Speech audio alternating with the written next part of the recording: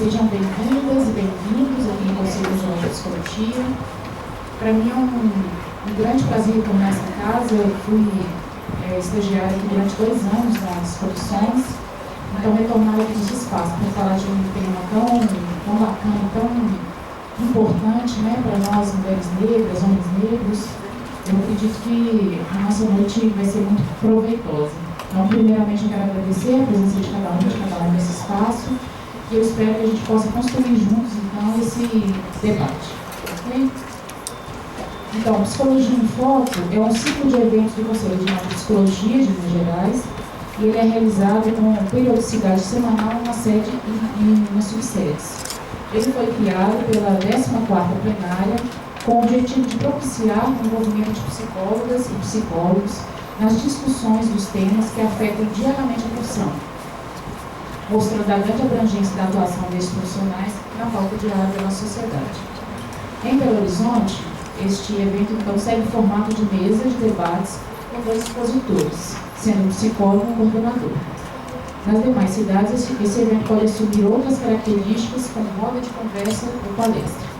Então, hoje nós temos aqui, né, 2 mulheres bacanas, 2 mulheres negras lindas, para poder trazer o tema para vocês, e eu vou estar aqui na mesa como coordenador.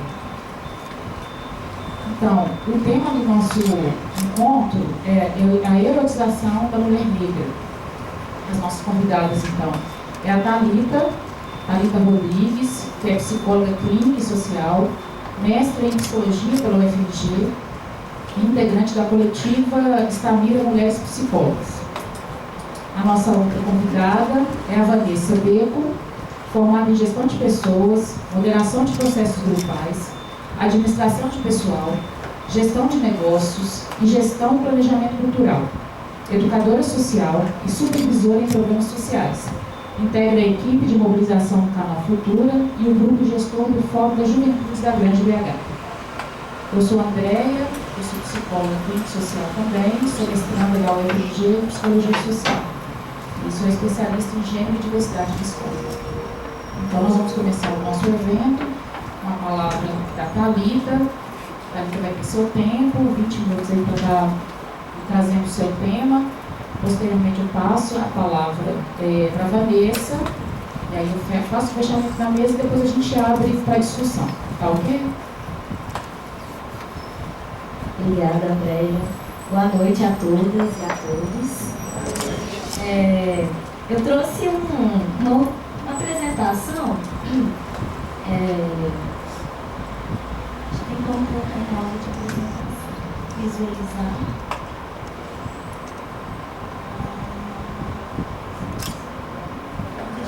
Pode estar mexendo.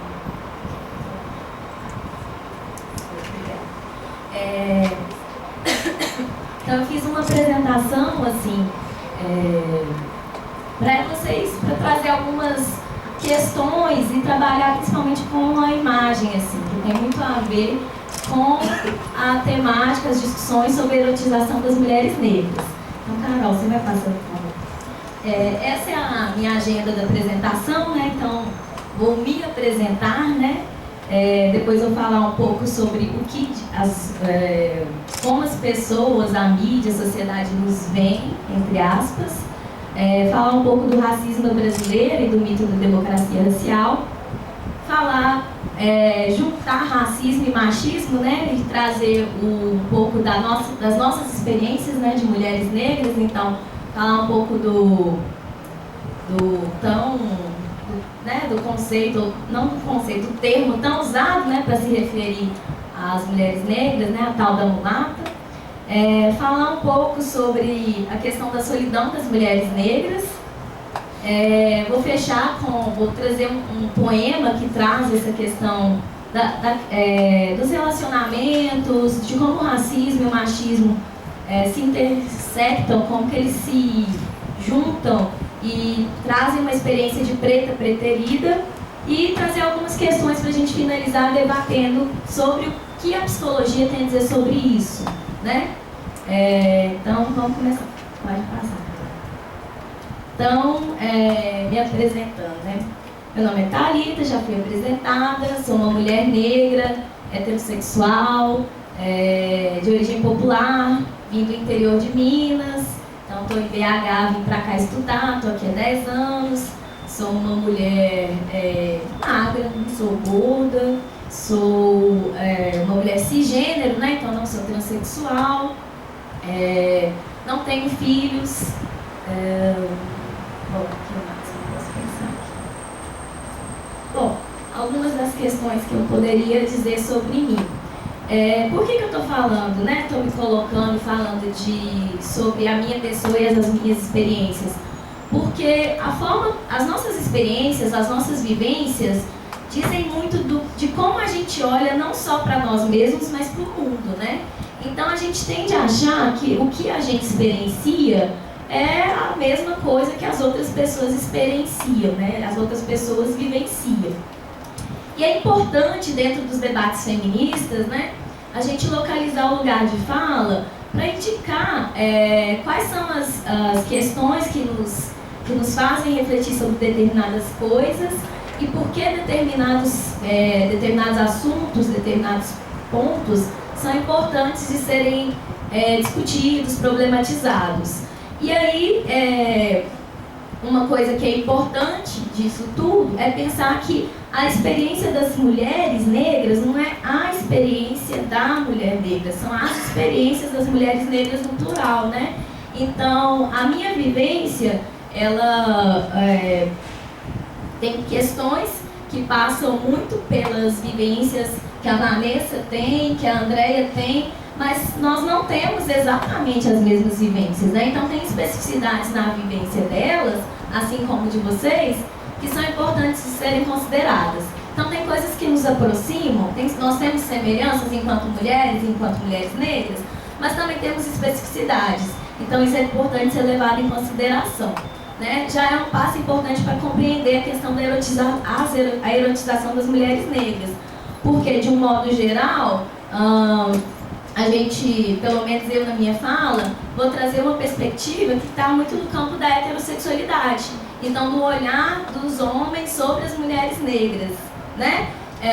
Mas existem outras orientações sexuais, né? Então, estou marcando de onde eu estou falando, convidando vocês também a pensarem quais são os seus lugares de fala para vocês dialogarem comigo, com a gente, né? Para entender, discordar, debater, para a gente construir posições, né? E debates. Carol, pode passar. Bom, e o que as pessoas, né, a mídia, a sociedade, o Brasil diz sobre as mulheres negras, né? Então eu trouxe algumas imagens que são veiculadas, que foram muito famosas, né? Essa é uma propaganda da cerveja Devassa, né? Pelo corpo que se reconhece a verdadeira negra. Traz uma mulher negra, né, numa posição sensual, ressaltando, né, assim, seios, um decote e tal. E a frase, né, que diz muito sobre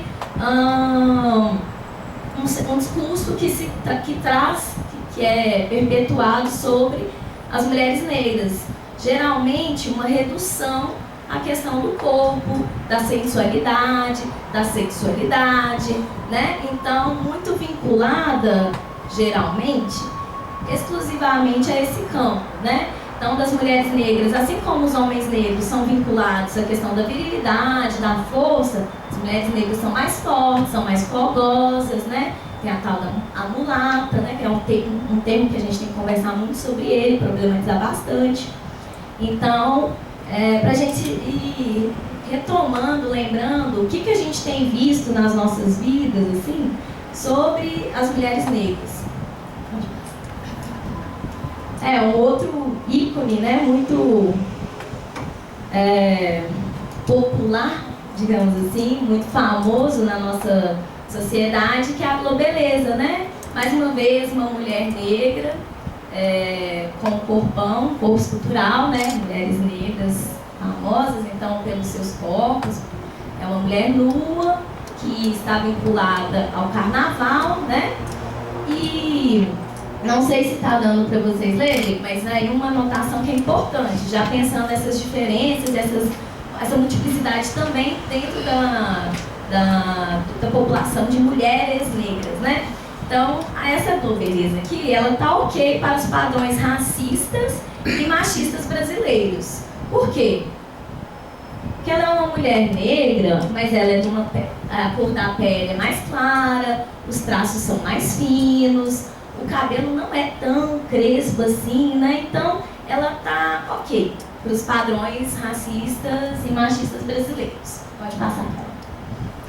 Mas essa aqui também é uma globeleza, Nayara, né? Que foi eleita globeleza acho que há uns 2 anos atrás, mas que não está ok para os padrões racistas e machistas da sociedade brasileira. Não sei se vocês, né, imagino que todo mundo saiba, mas a Nayara, ela foi retirada do cargo de globeleza, assim, sem maiores explicações. E aí é importante pensar, né, o que diferencia a Nayara da Valéria ou das outras globelezas, né? Então a Nayara tem um cabelo mais crespo, os traços são mais fortes, nariz maior, bocão, né?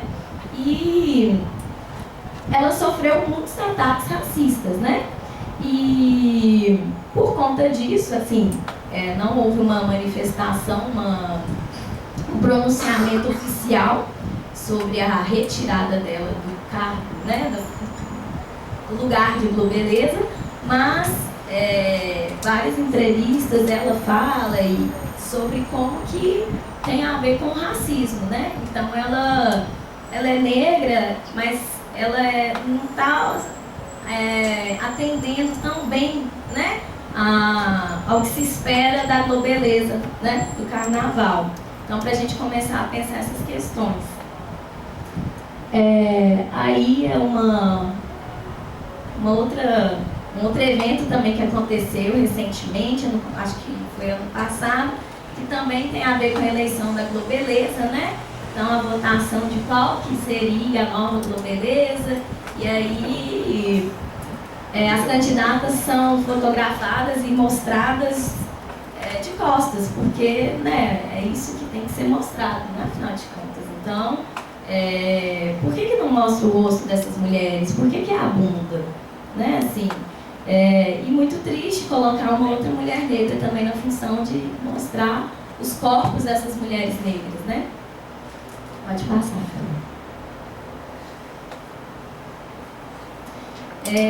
bom, para a gente conversar sobre essas questões da erotização das mulheres negras, é importante a gente entender por que disse sobre uma especificidade das mulheres negras, né?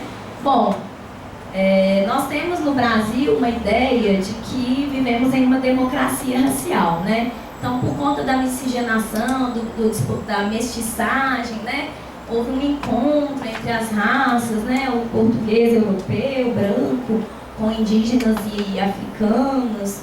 E aí deu essa mistura linda que é o Brasil, com suas cores, né? A sua diversidade. Bem, foi um encontro, né? Mas esse encontro, ele não foi tão pacífico assim. Não foi um encontro, né? Foram processos de escravização, de abuso, estupros, né? Então haviam muitas hierarquias e opressões que foram importantes para a gente entender a constituição da sociedade brasileira atual. E as mulheres negras, elas, enquanto mulheres escravizadas, né? Não escravas, foram escravizadas. Elas foram utilizadas, né, também como foram estupradas, violentadas, né? Então, e esse ato, né, essa miscigenação, essa mestiçagem, ela deve ser olhada com esses óculos, com essas lentes, assim. Foram processos violentos, primeiro, foram processos violentos, não foi esse encontro pacífico. Segundo, tem impactos até hoje, né? Então, se a população negra, após a abolição da escravatura, ela não foi agregada, incorporada à sociedade brasileira com políticas, né? A gente tem que entender que isso tem reverberação, tem impactos até hoje, e por isso a gente pode compreender, por exemplo, as estatísticas que dizem sobre questão de representatividade de pessoas negras, né? Onde as pessoas negras estão, né? Quais são as principais funções? Quantos políticos negros nós conhecemos? Quantos médicos negros nós conhecemos, né?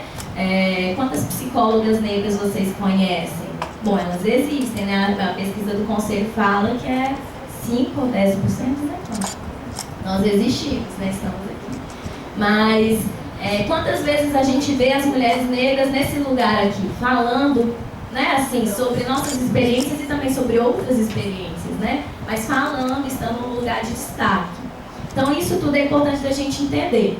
Então, não existe uma democracia racial, existe um mito da democracia racial, que foi criado uma historinha sobre como que foi bonita a construção da diversidade no país. Isso é mito.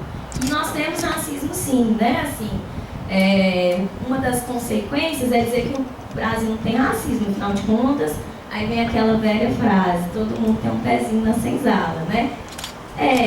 Não, assim, tem racismo. Pode passar. E aí eu trouxe algumas chargezinhas, né? Daí eu estou com dificuldade de ler. Primeiro quadrinho. Isso será para o nosso próprio proveito. Pessoa branca, né? Não parece. Ei, pô, cara, sai de cima de mim. Pô, colabora, me levanta mais um pouco. Sai de cima de mim. Putz, consegui. Chega, eu quero sair daqui. Agora eu tô livre. Sinto muito ter sido racista com você. Agora eu sei bem o que é escravidão. Tá, agora me dá a mão. De jeito nenhum. Isso seria racismo.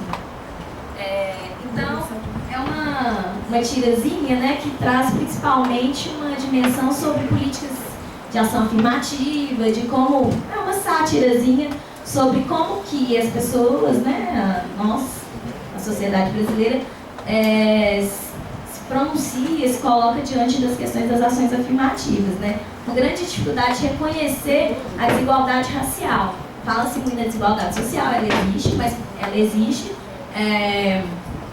concomitantemente com uma desigualdade racial que é histórica. Pode passar.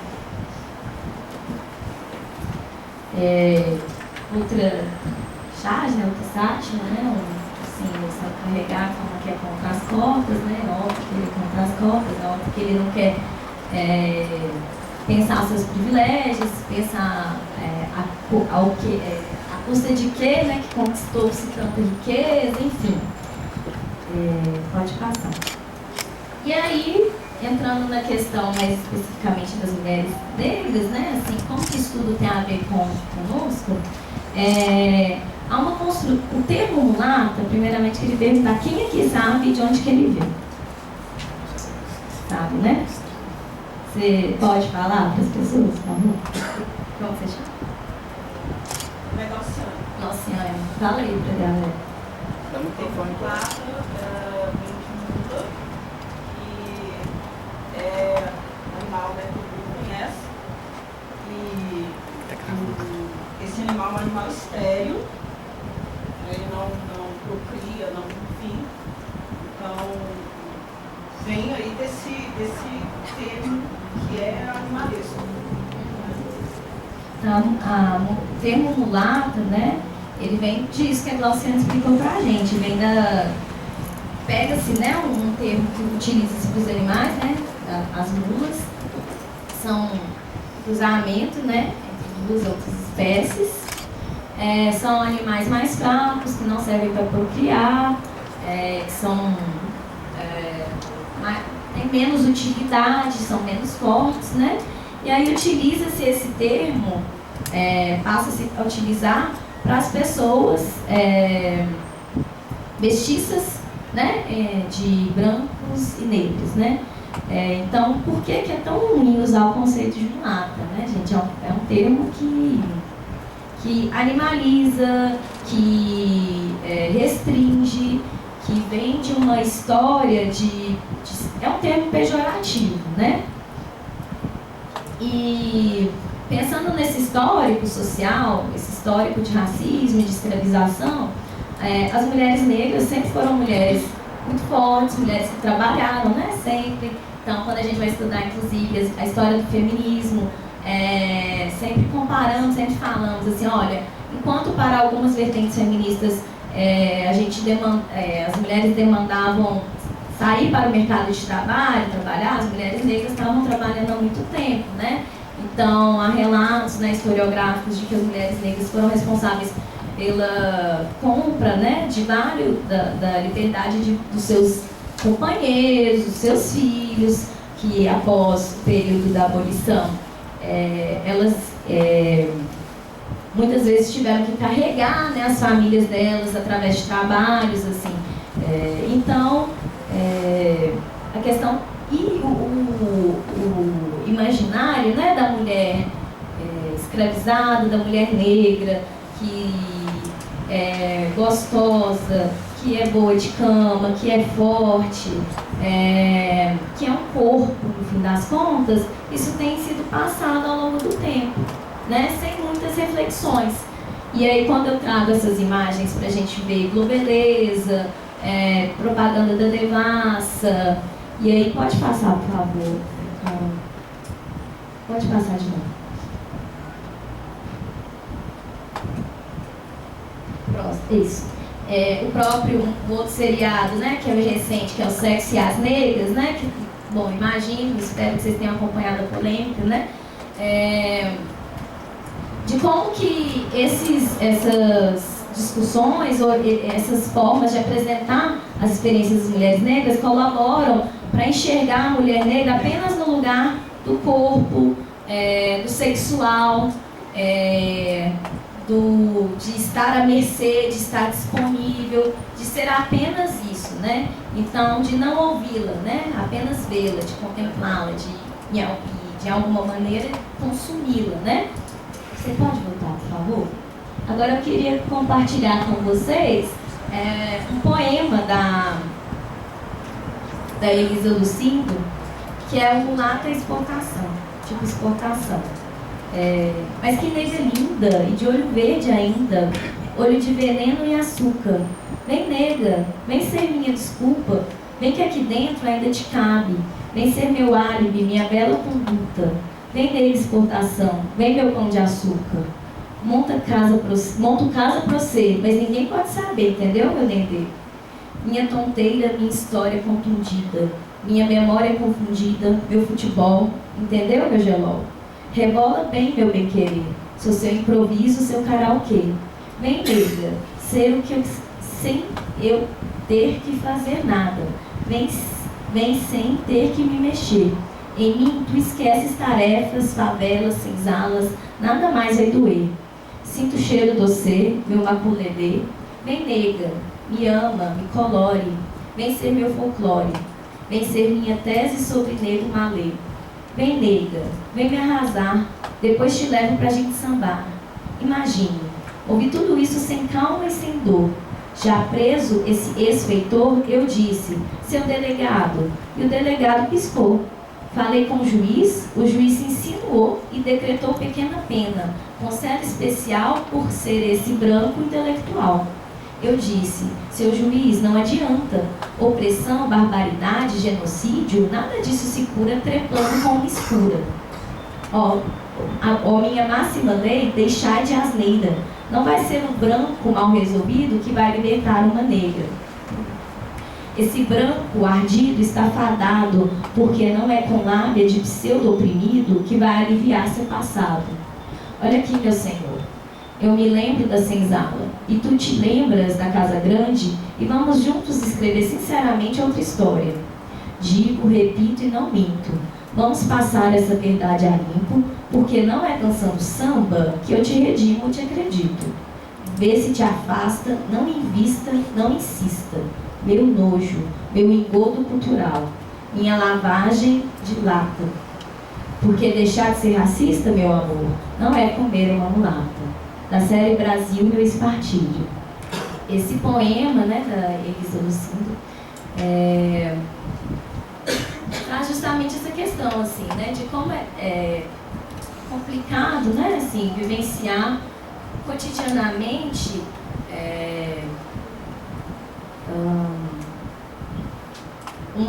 experiências que nos reduzem ou que tentam sempre nos reduzir a determinados lugares de subalternidade, de lugares sem fala, de lugares que nós ocupamos apenas enquanto corpos, de não nos vermos na televisão, de não nos vermos nos lugares de grande representatividade e de como que isso tem impactos no nosso processo de nos tornarmos das nossas subjetividades, e como que é difícil, inclusive, falar, desconstruir, lutar contra esse tipo de assédio, de violência, né?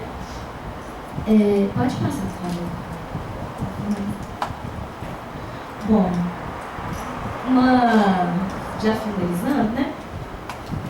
Apesar da questão da erotização, né, das mulheres negras, desse olhar, né, sexualizado, de uma tentativa de nos reduzir a apenas corpos, né, e corpos que servem ao bel prazer alheio, existe uma questão das experiências das mulheres negras que tem sido estudada por várias pesquisadoras, principalmente pesquisadoras, né, mulheres negras, que é a questão da solidão das mulheres negras. Assim.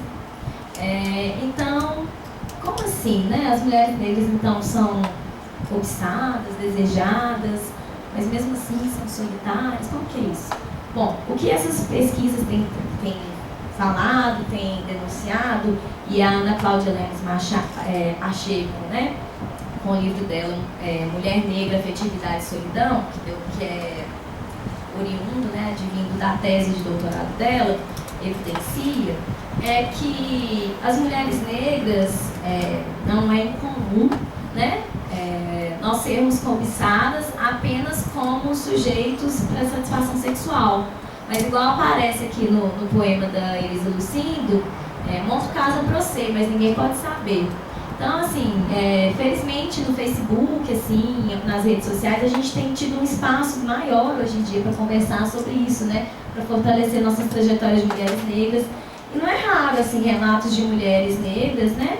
Como nós, e nós mesmos, podemos dizer, experiências, assim, de estar numa relação heterossexual ou não, e a pessoa dizer, não quero nada sério, não estou preparado, não estou pronto. Aí passa um tempo, a pessoa aparece casada, namorando, de mãos dadas, status no Facebook, coisas do tipo, e aí a pessoa, quem é essa pessoa? Quem é essa mulher, né? Assim, é uma mulher padrão, é uma mulher branca, né? Então, isso vai acontecendo ao longo da nossa vida, né, das mulheres negras, e as pesquisas têm mostrado que no mercado matrimonial, e é esse o termo que elas utilizam, né, as pesquisadoras, as mulheres negras são as que menos casam, tá? Então, as mulheres negras, claro, elas muitas das vezes, e a gente, em vários espaços temos tido a oportunidade de conversar sobre isso, temos relacionamentos, mas que muitas das vezes não são relacionamentos que não nos satisfazem no quesito de afetividade, de companheirismo, né? Então, é uma questão que a gente tem que conversar também, né? Tem que explicitar e conversar. Para finalizar, ainda falando sobre essa questão da erotização das mulheres negras e da solidão das mulheres negras, eu vou ler para vocês o poema Preta Preterida. E nessa vida, a gente escolhe ou é escolhida? Pergunta a preta preterida. Bonita, gostosa, exótica para uma negra. Forte, resistente, aguenta porque é negra. Já escutou? Quer comigo namorar? Ou mesmo vamos casar? Mas sua família vai aceitar? O que é isso, preta? Racismo com essa gente não há. É mesmo só uma questão de gosto. Essa branca, mas aquela também era. Que coincidência, branca de novo.